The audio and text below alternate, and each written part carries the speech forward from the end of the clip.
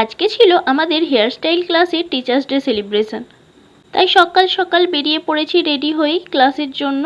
তো ফার্স্টেই আমরা চলে গিয়েছিলাম মিয়ামোড়তে, সেখান থেকে একটা কেক নিয়ে নিই।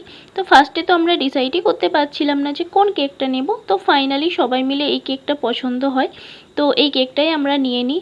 যেহেতু আমাদের টিচারের মানে আমাদের দিয়ের কিছুদিন আগেই বার্থডে ছিল ও তারপরে টিচার্স ডে ছিল, তো দুটো একসঙ্গেই আমরা সেলিব্রেট করব ভেবেছিলাম।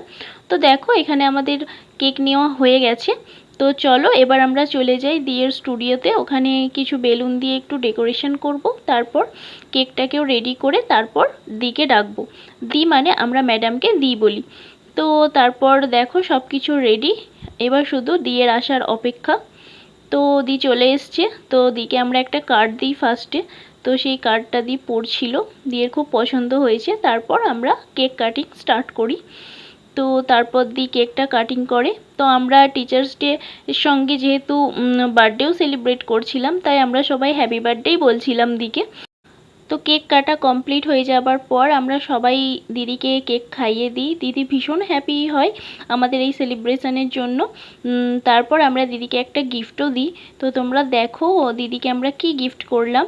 তো সবাই মিলে দিদিকে গিফটটা দিয়ে দিচ্ছি। তো এই গিফটের মধ্যে ছিল একটা হ্যান্ডব্যাগ, যেটা দিদির খুবই পছন্দ হয়েছিল। তো দিয়ে এখন গিফটটা ওপেন করছে।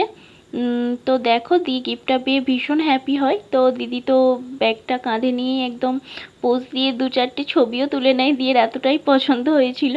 তো তারপর সবাই দিয়ের কাছে একটু আশীর্বাদ নিচ্ছিলাম। তো দেখো দি আমাদের ভীষণ ভালোবাসে, ভীষণ নিজের মতো করে ক্লাস করায় আমাদের। তারপর আমাদের স্টার্ট হয় খাওয়া দাওয়ার পর্ব।